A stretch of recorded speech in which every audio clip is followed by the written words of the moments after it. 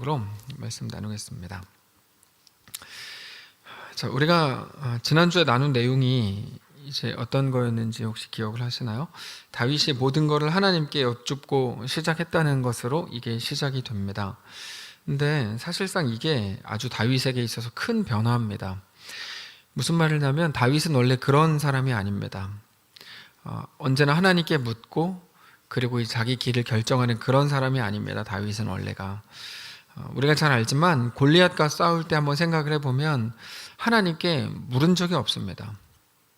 그때 자기 판단대로 자기 생각대로 팍팍 그렇게 했었지 뭐 하나님께 묻고 하나님 어떻게 할까요? 하나님이 무엇을 기뻐하십니까? 함께 하실 겁니까? 이런 거 물은 적이 없습니다. 그냥 자기 의로움에 취해서 다녔죠. 다윗은 항상 그랬습니다. 자기 의로움에 취해 살았습니다. 그랬던 다윗이 언제부터 이렇게 하나님께 묻고 가게 됐는가? 묻고 가게 됐다는 말은 하나님을 신뢰하게 됐고 하나님과 동행했다는 것이기 때문에 친밀하게 됐다는 말인데, 다윗이 하나님께 묻고 가게 된 것은 다윗이 사울에게 쫓기기 시작했을 때부터입니다. 그때부터 다윗에게 서서히 변화가 나타나기 시작했죠. 우리는 우리 앞에 있는 일들을 너무 단순하게 1차원적으로만 생각합니다. 그래서 어떤 일이 일어나면 그게 나한테 좋다, 나쁘다, 어떤 유익을 준다, 어떤 손해를 준다, 어떤 감정을 준다, 이것만 살핍니다. 그럼 당장에 좋으면 감사하고 당장에 불편하면 곧바로 이제 원망하는 거죠. 그러나 우리가 이론적으로 알고 있는 것들이 아주 사실인 게 많은데, 우리에게 정말 큰 유익을 주는 것들은 우리에게 늘 불편한 것들입니다. 우리에게 불편한 것들은 우리에게 늘 유익을 주죠. 입에 쓴 게 약이다. 뭐죠? 그게 몸에 좋은 건 입에 쓰다. 뭐 이런 말이 있잖아요. 입에 쓴 게 약이다가 아니고 몸에 좋은 건 입에 쓰다. 뭐 이런 거 있지 않습니까? 근데 동시에 우리가 자주 하는 행동은 입에 쓰면 뱉고 달면 삼킨다. 뭐 이런 것도 있죠. 우리에게 정말 영적으로 큰 유익을 주는 거는 사실 이게 부정하기 힘든데 불편한 것들입니다. 굉장히 짜증나고 힘들고 원망스러운 일들이 우리 영혼에 큰 유익을 줍니다. 되게 인정하기 싫죠. 그래서 발전이 없는 겁니다. 그거 인정하기 싫어서 발전이 없는 건데 사실 인정해야 됩니다. 근데 나중에 돌이켜보면 그런 일들이 정말 우리한테 유익한 일들이었다는 것을 알게 됩니다. 그러면서 한 가지를 고백하게 되는데, 하나님은 그것들이 일을 하게 하셨다는 고백이죠. 코로나 모이지도 못하게 하고 얼마나 불편합니까? 막 싫고 짜증나죠. 근데 아까 최 검사님 기도하신 것처럼 이 모든 것들 주님 빨리 그냥 없애주십시오가 아니라 견딜 힘을 주시고 이 안에서 또 주를 예배하는 기쁨을 찾기를 원하는데, 그게 이제 우리가 가질 영적 유익이죠. 우리는 더 많은 경우에 내가 가졌던 손해보다 영적인 훨씬 더 큰 유익을 하나님께 받았다는 것을 자주 경험하게 되고 자주 고백하게 되는 거죠. 이번 일도 마찬가지였습니다. 사울에게 쫓기는 일이 이게 어떻게 기분 좋은 일이겠습니까? 하나님 도대체 뭐 하시냐, 불평할 만한 일이죠. 근데 이거를 통해서 다윗은 이제 하나님이라는 진짜 신, 아버지, 늘 함께 할 수 있는 친구가 생긴 겁니다. 이게 최고의 복입니다. 근데 지난주에 나눈 내용은 어떤 거였죠? 그일라 사람들을 위해서 다윗이 블레셋과 싸웠다, 이겼다, 그거 하나님께 묻고 시작한 일이다. 근데 그 결과가 어떻게 됐죠? 다윗이 거기 있다는 사실이 그러므로 사울에게 알려졌고, 그래서 사울에게 이제 오히려 쫓기게 되는 더 어려운 일이 일어납니다. 이 사건이 그냥 겉으로 보기에는 사울에게 쫓겨서 수풀에 숨어야 되는 그런 굉장히 비참한 일이었지만, 그래서 다윗과 그와 함께했던 사람들에게 그저 불편함과 못마땅함이 전부였지만, 알고 보니까 이 사건의 본질이 뭐라 그랬습니까? 요나단을 통해서 하나님의 음성을 듣는 굉장히 중요한 사건이었다고 지난주에 나누었습니다. 그게 16절 17절이었습니다. 읽지 않았지만 보시면, 사울의 아들 요나단이 일어나 수풀에 들어가서 다윗에게 이르되 그에게 하나님을 힘있게 의지하게 했는데, 곧 요나단이 다윗에게 하나님을 힘있게 의지하게 한 말이 뭐였냐면, 곧 요나단이 그에게 이런 말인데, 두려워하지 말라.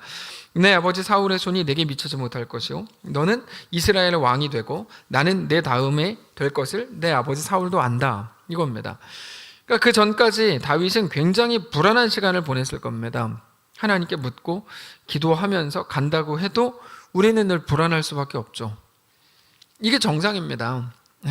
늘 불안할 수밖에 없습니다. 그러나 그때마다 하나님이 주시는 말씀을 통해서 우리는 그 불안함 속에서도 담대하게 길을 가게 되는 거죠. 그래서 16절에 나오는 표현처럼 하나님을 힘있게 의지하게 하시는 겁니다. 하나님 그런 방식으로. 그저 눈에 보이는 대로만 당연하게 생각하고 판단하던 일에 하나님의 일하심, 하나님의 함께하심을 넣는 순간 상당히 많이 그 의미가 달라지고 일의 본질이 달라지고 해석이 달라지게 된다는 것입니다. 그런 내용이 오늘 본문에서도 똑같이 나타나는데 오늘 본문에서 10사람들, 이 사람들이 기브아로 가서 사울을 만납니다. 다윗이 어디 있는지 이제 고발하기 위해서죠. 이 10이라는 마을의 사람들은 놉당에서의 그 사울의 만행을 기억을 하고 있었을 겁니다. 놉당에서 사울이 어떻게 했습니까? 제사장 85명을 죽였죠. 다윗을 숨겨준 것도 아닌데 숨겨줬다는 이유로 그렇게 다 죽였죠. 그거를 알고 있었던 이 10 마을의 사람들도 똑같은 일이 자기들의 마을에 일어나지 않기를 바랬습니다. 그래서 먼저 가서 사울에게 다윗이 지금 광야 남쪽 하길라산 숲을 요새에 숨어 있다고 먼저 말하죠. 우리 19절 한 목소리로 읽겠습니다. 19절 시작. 그때 10사람들이 기브아에 이르러 사울에게 나와 이르되 다윗이 우리와 함께 광야 남쪽 하길라산 숲을 요새에 숨지 아니하였나이까. 우리가 여기서 두 가지를 알 수 있는데 첫 번째는 미리 겁먹는 게 얼마나 나쁜 일인가 하는 거고, 미리 겁먹는 거. 또 하나는 이 사람들의 영적 무지가 어떤 결과를 만들어내는가 하는 겁니다. 미리 겁먹으면 그것 때문에 모든 가능성이 다 막히게 됩니다. 특별히 어린아이들이 그 자기 위기, 어려움을 순간 넘기기 위해서 이제 거짓말 하는데 그거는 두려워서 그렇게 하는 겁니다. 근데 사실 아이들이 두렵게 느끼고 두려워서 상상하는 머릿속의 모든 그림들은 다 사실이 아니거든요. 근데 얘네는 아직 어리니까 속는 거죠. 속는 거야. 혼자 그렇게 두려운 그림들을 그려서 결국에 자기는 이 순간에 거짓말을 하지 않으면 난 망할 거야, 난 죽을 거야, 난 다 잃어버리고 말 거야, 이렇게 생각하는데 그거는 사실이 아닙니다. 사실이 아니에요. 그래서 저는 저희 아이들한테 한번 네가 거짓말하지 말고 혼나봐라. 그러면 혼나는 거 별거 아니라는 거 알게 되거든요. 근데 얘가 희한하게 혼나면 죽는다고 생각하니까 자꾸 다른 말들을 하는 거죠. 근데 오히려 그때 하는 순간의 거짓말 때문에 더 많은 것들을 잃어버립니다. 아이들뿐 아니죠. 어른도 마찬가지입니다. 순간적인 두려움이 얼마나 많은 거짓말과 얼마나 다양한 가능성을 다 막아놓는지 모릅니다. 우리 삶을 통해서 하나님이 행하실 수 있는 모든 일들을 한 번에 다 가로막는 게 바로 두려움에 대한 반응입니다. 이 미리 반응하는 거예요. 이게 아주 나쁩니다. 오늘 본문 보십시오. 아무 일도 일어나지 않았습니다. 사울이 다윗이 10광야에 숨었다는 걸 미리 알았던 것도 아니고, 사울이 그것 때문에 10사람들을 친 것도 아니고, 그 사람들을 다 죽이겠다고 한 것도 아니고, 아무 일도 안 일어났어요. 심지어 다윗이 블레셋을 물리쳤다는 게 현실이었고 그게 팩트였죠. 그러니까 블레셋을 다윗이 이긴다, 이게 팩트죠. 오히려 그래서 사울은 다윗을 제거하지 않으면 사울마저도 위기에 처할 수 있을지도 모른다고 할 만큼 다윗의 세력이 강했다는 게 현실이었죠. 아직까지 아무 일도 안 일어났어요. 오히려 나중에 보면 이 일 때문에 다윗이 사울을 죽일 수도 있는 상황이 오거든요. 그럼에도 이 10사람들이 어떻게 생각합니까? 이게 우리나라 지명이 아니라 10 이렇게 되는데 이 10사람들이 어떻게 됩니까? 생각을, 이것 때문에 분명히 다윗은 사울에게 잡혀 죽을 거고, 어차피 다윗이 사울에게 잡혀 죽을 거면 우리가 먼저 사울한테 다윗이 여기 있다고 말해서 우리라도 살자, 이렇게 된 겁니다.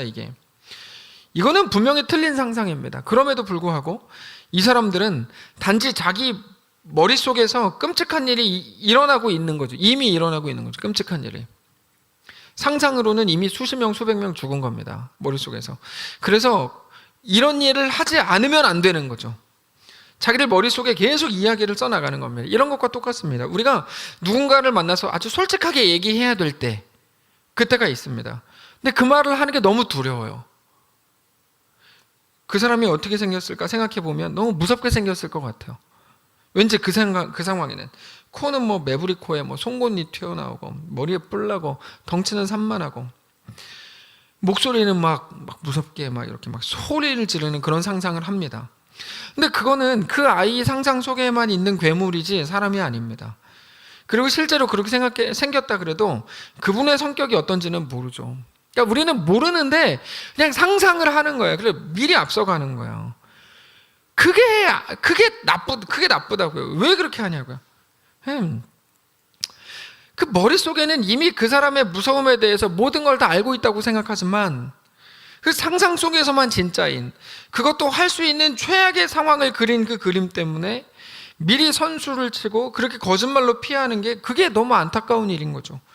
근데 그게 더 심각한 이유는 뭐냐면, 우리가 충분히 예상할 수 있듯이 그게 사탄의 가장 큰 장난이라는 사실이기 때문입니다. 네, 이게 이제 사탄의 치는 가장 큰 장난입니다. 사탄은 우리의 상상에 우리가 스스로 빠지기를 유혹합니다. 그러면 사탄은 아무 일 안 하고도 우리를 무기력하게 만드는 거예요. 이게 얼마나 나쁜 겁니까? 제가 이 함정에 빠져 산 게 굉장히 오래됐기 때문에 제가 진짜 대놓고 이렇게 말씀을 드리는데, 여러분, 이거 아주 스스로를 무너뜨리는 거예요. 이게 사탄 입장에서 얼마나 편합니까? 이게 너무 편하잖아요. 근데 우리가 그러고 있는 거죠.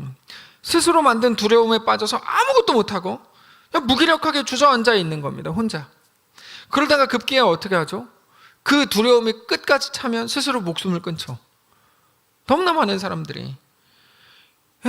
이거 어떡하냐고, 이거. 이게 사탄이 가장 좋아하는 일입니다. 어떻게 이럴 수 있죠? 이게 다 미리 겁먹는 거, 상상 속에서의 두려움이 만들어내는 일들입니다.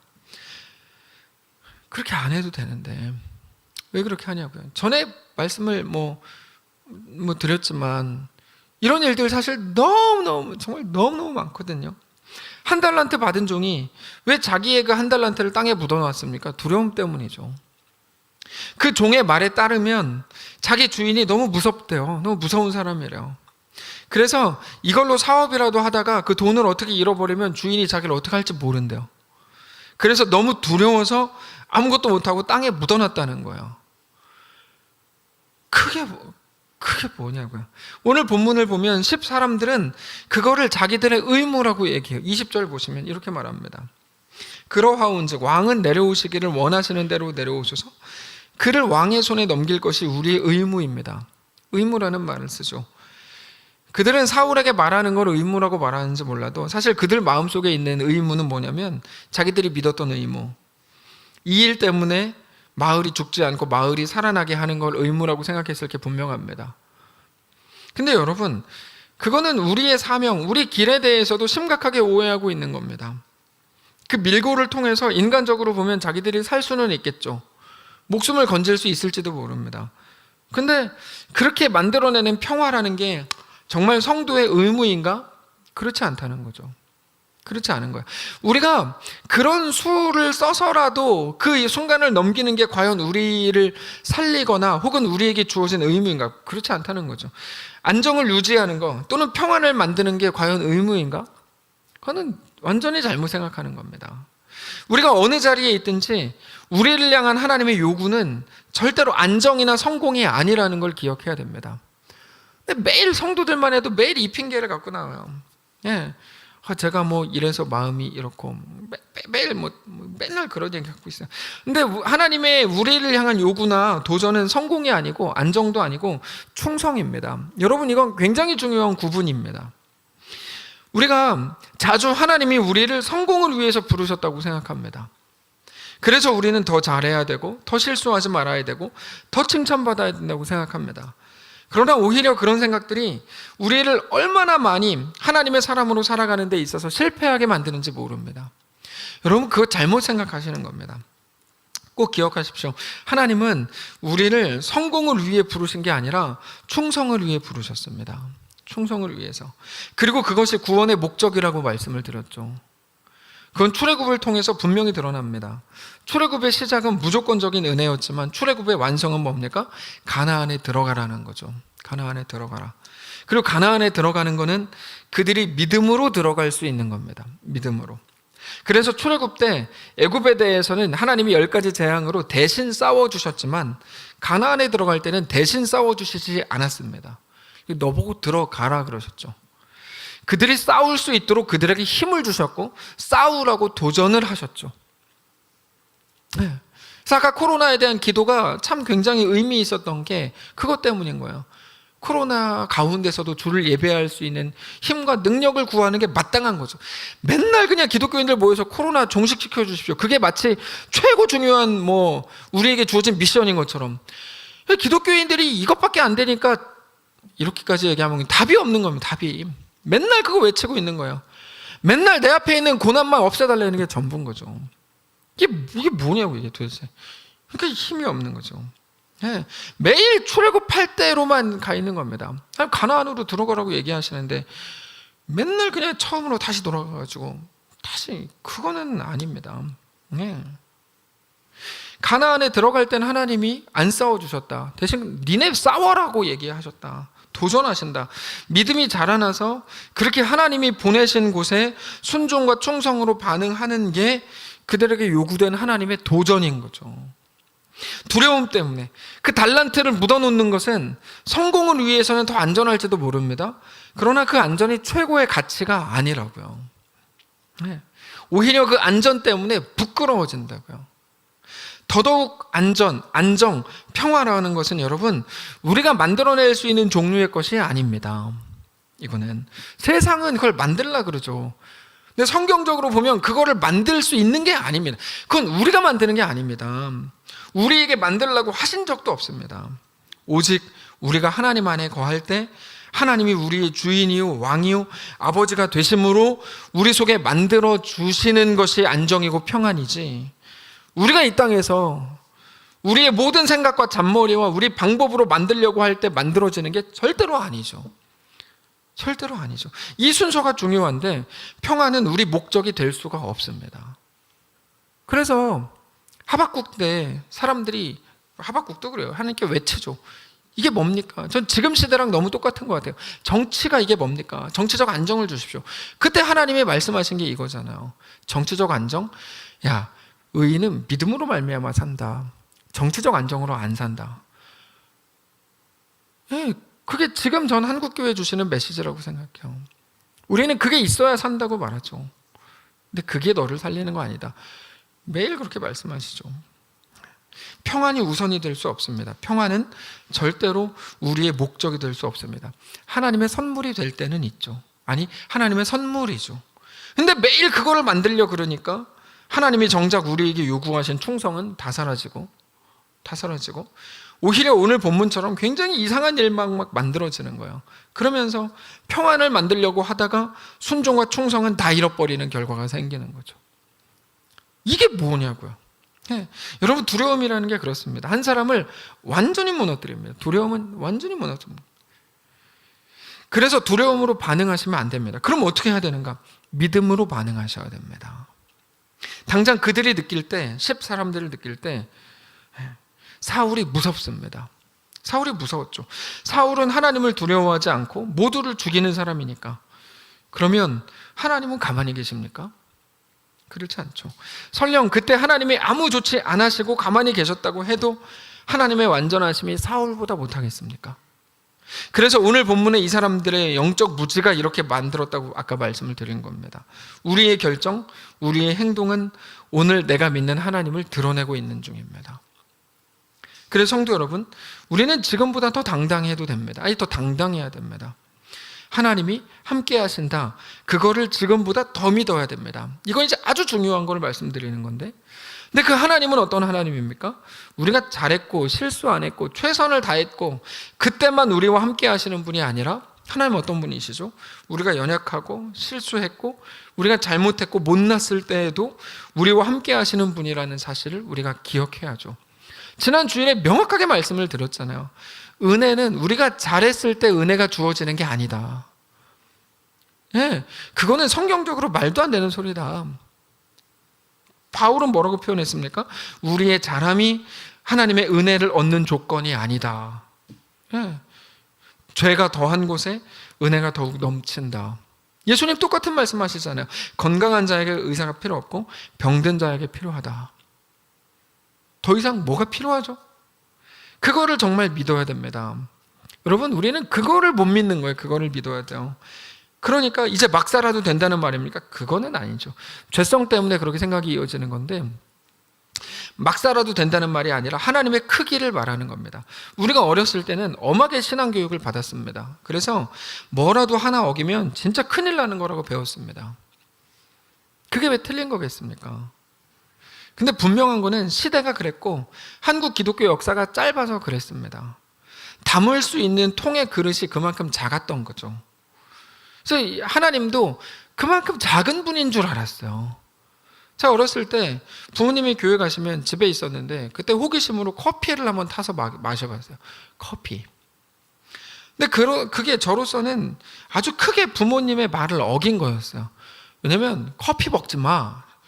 근데 커피를 마시는 게 저는 죄 짓는 건 줄 알았어요. 근데 제가 용기를 냈어요. 에이씨, 죄 한번 져보자. 죄 져보자는 아니고 커피 마셔보자. 너무 먹고 싶은 거예요. 정말 너무 먹고 싶은 거예요. 한번 마셔봤어요. 어린아이가 커피 마시면 안 된다 이런 말을 언뜻 들은 것 같은데, 그래서 커피를 마시면 안 되는 거라는 생각을 하고 있었는데 호기심에 한번 마셨어요. 이게 얼마나 두려움을 뚫고 이제 그 짓을 했는지 그거 먹고 체했어요. 그날 체했습니다. 그 어린 나이에 제가 대단한 율법을 어겨서 하나님한테 벌 받은 건 줄 알았어요. 하나님은 제가 커피 마시고 안 마시고에 관심 없다는 걸 알기까지 한참 걸렸습니다. 한참 걸렸어요. 그게 죽을 죄인 줄 알았어요. 아, 하나님이 나를 치시는구나. 뭐 예를 들면 그런 거죠. 내가 그냥 커피 마셔가지고 저렇게 됐구나. 이렇게. 하나님 그 별 관심 없으시던데요. 이 관심 없다는 말이 오해하시면 안 됩니다. 이제 와서 생각해 보니 그게 별거 아닌 거였지 그때는 심각한 죄인 줄 알았던 거예요. 어린아이가 호기심에 커피 한 잔 타 마시는 것조차 이해 못하고 허용 못하는 하나님인 줄 알았던 거죠. 예를 들면. 근데 하나님이 그 정도는 담으실 수 있는 크기셨다 이겁니다. 이게 무슨 말인지 이해를 못하실 겁니다. 이해하시는 것처럼 해도 이해 못하실 게 분명하기 때문에 다른 얘기를 말씀을 드리면, 커피 얘기는 기억을 하지 마십시오. 이건 없었던 걸로 하시고 다른 얘기를 말씀드리고, 다른 얘기. 어차피 커피 얘기하면서 뭐 적용 이상하게 하실 거니까 제가 다른 거 할게요. 이제 무시하는 게 아니에요. 제가 다른 얘기 할게요. 아이가 어리면은 부모가 아이를 키우잖아요. 그때 정신없이 키웁니다. 그러면서 아이에 대한 욕심도 막 큽니다. 이런 아이로 키워야지, 이런 아이로 키워야지, 박지성처럼 키워야지, 예를 들면 그렇게 뭐 손흥민처럼 키워야지. 그래서 나중에 그렇게 자란 아이들은 부모를 되게 원망합니다. 거의 원망합니다. 우리 부모는 뭐 이렇게 있어, 원망합니다. 근데 할아버지 할머니는 다르죠. 뭐가 다르죠? 할아버지 할머니를 나쁘게 기억하는 사람은 별로 없죠. 할아버지 할머니는 그냥 좋은 분이죠. 이게 가만히 생각을 해보세요. 이게 특이한 거예요. 부모에 대해서는 조금 안 좋게 기억해요. 아이들이. 우리 부모 왜 그랬지? 근데 할아버지 할머니에 대해서는 좋게 기억해요. 그 차이가 뭘까요? 그 차이가. 할아버지 할머니는 아이를 부모처럼 대하지 않아요. 더 편안하게, 더 관대하게 대해요. 그러면 애들이 망나니가 됩니까? 아이들이 막 살아도 된다고 할아버지가 믿기 때문에 그렇게 하는 겁니까? 아니죠.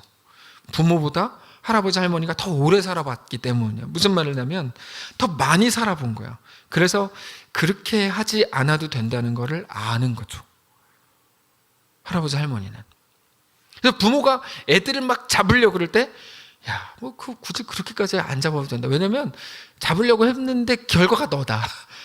잡히지도 않는다 그거. 그거 잡으려고 그럴 필요도 없고 그냥 사랑을 해라. 이렇게 되는 거죠. 이렇게. 그래서 부모는 공부해라, 성실해라, 사랑을 해라 이렇게 요구하는데 할아버지 할머니는 그건 너무 교과서야. 뭐 이렇게 말하잖아요. 그건 나도 못했잖아. 그건 너도 어려워. 그러면 뭐라 그래요? 다만 너의 삶을 살아라. 이렇게 말을 하죠. 이게 아주 큰 차이라고요. 부모는 머리로는 아는데 그게 잘 안 되죠. 그래서 애들을 잡죠. 야! 뭐 소리 빽빽 질러가면서 막 잡죠. 소리 빽빽 질렀던 사람이 할아버지 할머니가 되면 애들한테 그렇게 잘해주고 막 수염을 다 뽑으려고 그래도 뭐 웃고 그런 이유가 그것 때문이에요. 살아보니까. 근데 부모는 안 돼요. 그게 왜 안 될까요? 두려워서 안 돼요. 부모는. 부모 해보시잖아요. 애들을 내가 이렇게 해가지고 애들 망치는 거 아니야? 두려워서 그걸 못하죠. 그 두려움이 나중에 이제 없어지는 거죠. 근데 사실 모든 부모는 지금보다 더 믿음을 가져야 됩니다. 두려움은 사람을 비겁하게 만듭니다. 두려움은 사람을 비겁하게 만듭니다. 저는 그래서 비겁한 사람을 사실 안 좋아하는데 두려움은 사람을 비겁하게 만들어요. 그래서 그렇게 하는 거예요. 우리는 우리보다 더 크신 하나님을 더욱 믿어야 돼요. 더욱 믿어야 돼요. 이게 안 되면 안 돼요. 당장 오늘 본문의 사람들은 자기들이 자기들의 것을 지키지 못했을 때 진짜 모든 것을 잃어버릴 거라고 생각했습니다. 그래서 다윗을 배신하면서까지도 사울 편에 서려고 했죠. 바로 그 지점, 자기들이 자기들의 것을 잃어버리면 다 끝나버릴 거라고 생각했던 그 지점, 할아버지가 아니라 부모의 입장에 섰던 그 지점이 문제가 되는 거예요. 지금 저희 아이들이 저희 그 아버지 어머니 집에 가가지고 하는 행동들, 저지르는 만행을 저희가 어렸을 때 저질렀다면 맞아 죽었어요. 맞아 죽었다고 진짜. 전 이 자리에 있지도 않아요. 근데 저희 아이들은 그 짓을 하고도 웃고 이렇게. 뭐 무슨 짓 하는지 모르겠지만 하여튼 막 하라고 소파에서 막 뛰는데도 가만히 있어요. 저 그게 이해가 안 돼요. 왜 가만히 계시지? 예전 같으면 가만히 안 계셨을 텐데 가만히 계세요. 그게 이제 믿음의 차이죠. 믿음의 차이. 바로 그 지점. 왜요? 하나님은 거기서도 일하실 수 있다는 것을 생각을 못하는 거죠. 생각을 못하는 거예요. 그래서 10사람들이 마을 이름 참 잘 졌어요. 이 10사람들이 하나님께 충성을 못하는 거예요. 두려워서 비겁하게 되는 거죠. 하나님께 충성한다는 건 무엇입니까? 믿음을 말하는 겁니다. 믿음으로 반응하는 게 우리에게 대한 하나님의 요구라는 것을 여러분 기억하시기 바랍니다.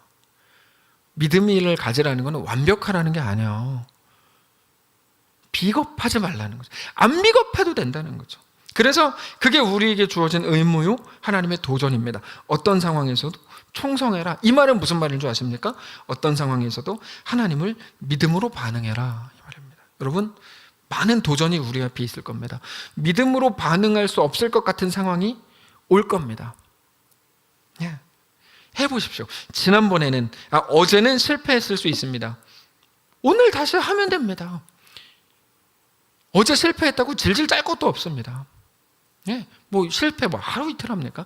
그게 문제가 아닙니다. 하나님은 한 번 실수한 거 갖고 우리 보고 목숨 내놓으라고 하지 않습니다. 그 자리에 다시 세우고 또 다시 세웁니다. 죄에 대해서 회개해야 되는 게 맞는데 우리가 한 번 실패했다 그래서 그거 갖고 막 회개하고 그럴 것도 없습니다. 그럴 수도 있지 라고 생각을 하세요. 제가 예를 들어 한 번 비겁하게 했어요. 믿음이 없어서. 그럴 수도 있죠. 그걸 갖고 그게 뭐라고 그럴 수도 있죠. 실패한 게 잘한 것도 아닌데 그렇다 그래서 하나님이 우리한테 나 너한테 실망했다 저리가 이렇게도 안 하십니다. 그래서 우리가 기도를 좀 바꿔야 돼요. 기도를 좀 바꿔야 돼요. 우리 기도에 좀 문제가 있어요.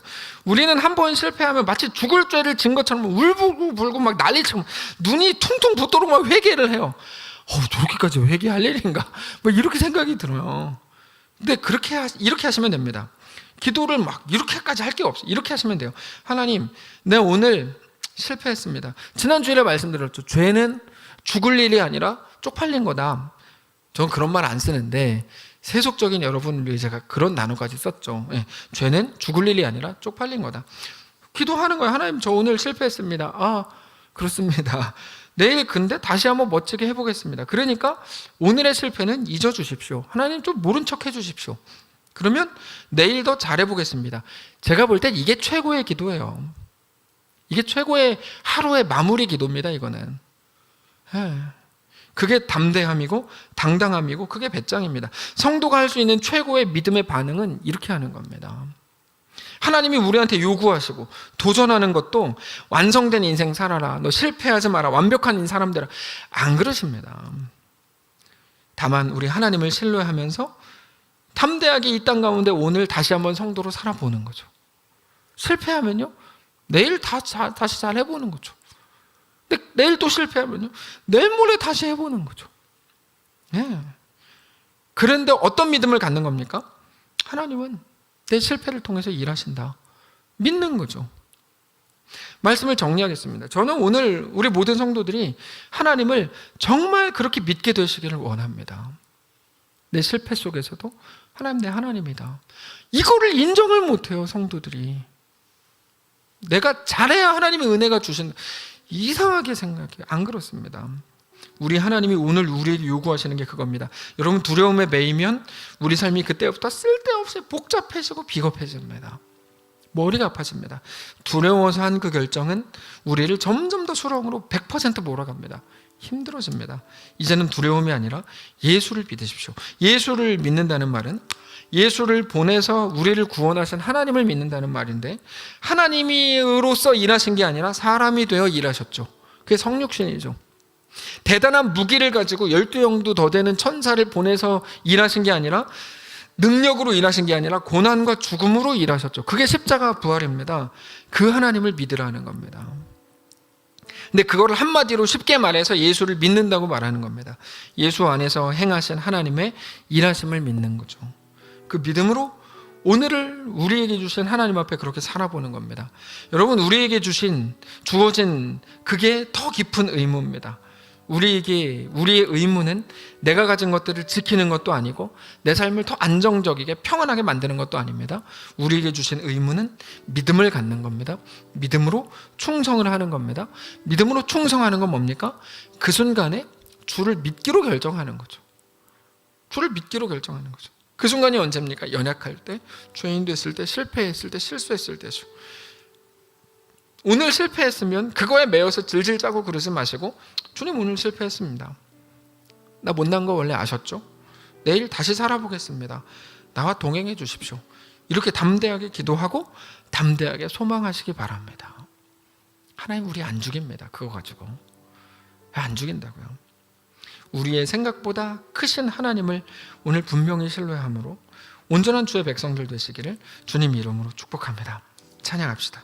찬송가 2 찬양합시다. 찬송가 305장 찬양합시다. 찬송가 305장. 나 같은 죄인 살리신. 찬송가 305장입니다.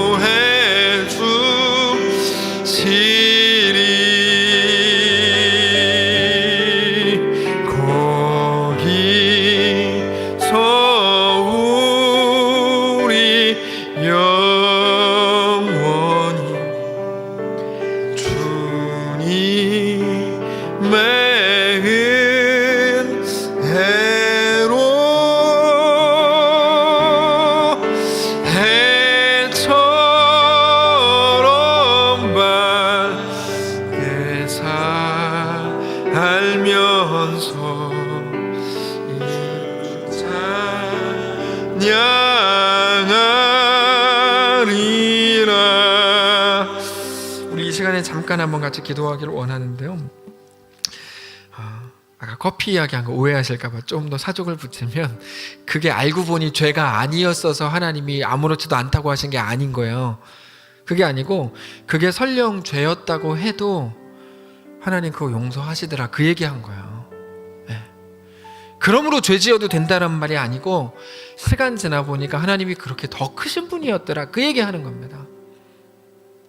하나님 우리 생각보다 더 크신 분이었더라, 내 못남을 다 담으시더라 하나님은. 정말 그게 우리 믿음이 되고 담대함이 되고 용기가 되더라. 그래서 오늘을 살아갈 힘을 주시더라. 우리 이 시간에 함께 기도할 때, 주님 비겁했습니다, 용기가 안 났습니다, 무서웠고 두려웠나 봅니다. 근데 우리에게 힘을 주셔서 다시 하나님을 의지하게 하시고 주님을 바라보게 하시고 담대함으로 주 안에 거하게 하옵소서. 내 생각보다, 내 판단보다 더 크신 하나님이신 것을 인정하고 그 믿음 가지고 나에게 주어진 오늘을 살게 하옵소서. 우리 묵상하면서 기도하겠습니다. 기도합시다. 하나님, 주님 앞에 서기를 원합니다. 하나님 인도하여 주시옵소서. 주 앞에 서게 하시옵소서. 하나님 인도하시고 역사해 주시옵소서. 우리 모든 못남까지도 끌어안으신 하나님, 주 앞에 온전히 나아가고 세워지기를 원하오니 하나님 함께 하시옵소서. 나의 자금으로 하나님을 제한하지 않게 하시고 하나님의 완전하심 안에 내 자신을 또 내어드리는, 그렇게 더 크신 하나님, 더 완전하신 하나님을 바라봄으로 담대하게 믿음으로 살아갈 수 있도록 인도하여 주옵소서. 내 계획과 내 제한으로 하나님을 막지 않게 하시고 하나님만을 믿음으로 바라보며 그렇게 나아갈 수 있도록 인도하시옵소서. 사랑하는 모든 우리 성도들 붙잡으셔서 이 마지막 시대, 코로나 시대, 이것보다 어쩌면 더 큰 것들이 있을 수 있는 그런 시대, 하나님만을 바라보며 믿음으로 담대하게 승리하며 나아갈 수 있도록 인도하여 주시옵소서. 역사하시옵소서. 하나님, 우리가 생각하는 그것이 전부인 줄 알았습니다. 하나님 그만하신 분인 줄 알았습니다. 말씀을 묵상하면 묵상할수록, 우리 역사를 돌아보면 돌아볼수록, 우리 시간이 지나면 지날수록 하나님 그것보다 더 크신 분이구나. 지금의 내 못남까지 다 안으시고 묶으시고 그렇게 더 풍성하게 우리 가운데 은혜 주실 수 있겠구나 기대하며 살기를 원합니다. 하나님, 우리의 생각과 우리 계획과 우리 실력으로 주님을 제한하지 않게 하시고 나보다 더 크신 하나님, 아니 이 세상을 창조하신 그 놀라우신 하나님의 경이로움과 광대하심 앞에 우리 자신을 온전히 내어드림으로 어떤 상황에서도 믿음으로 살아가며 비겁하지 않게 주님만을 뜨겁게 사랑하는 모든 성도를 될 수 있도록 인도하여 주옵소서. 하나님, 작았던 우리의 삶이 하나님으로 인해서 더 커지게 하시고 더 가능성을 완전히 열고 어떤 상황에서도 놀랍게 일하실 수 있는 하나님을 믿음으로 바라보는 거룩한 성도를 다 될 수 있도록 인도하여 주옵소서. 매 순간 우리에게 말씀하시고 붙들어 주옵소서. 한 해 놀랍게 이끄셨으니 감사합니다. 못 살 줄 알았는데 이 상황에서도 살게 하신 분이 하나님이신 것을 기억하여 이것보다 더 큰 위기, 더 견디기 어려운 것 같은 상황이 오더라도 그것보다 더 크신 하나님을 신뢰하고 믿으며 나아갈 수 있게 하시고, 연약함 가운데, 죄 가운데, 부끄러움 가운데 있는 모든 사랑하는 성도들이 있다고 하더라도 그것보다 더 크신 하나님을 신뢰하며 우리의 삶을 넉넉하게 살아드리는 성도를 다 될 수 있도록 축복하시옵소서. 우리와 함께 하시길 간절히 소원하며 살아계신 예수님의 이름으로 기도합니다. 아멘. 주기도문으로 예배를 마치겠습니다. 하늘에 계신 우리 아버지여, 이름이 거룩히 여김을 받으시오며 나라가 임하옵시며 뜻이 하늘에서 이룬 것 같이 땅에서도 이루어지이다. 오늘날 우리에게 일용할 양식을 주옵시고 우리가 우리에게 죄진 자를 사하여 준 것 같이 우리 죄를 사하여 주옵시고 우리를 시험을 하지 마옵시고 다만 악에서 구하옵소서. 대개 나라와 권세와 영광이 아버지께 영원히 있사옵나이다. 아멘.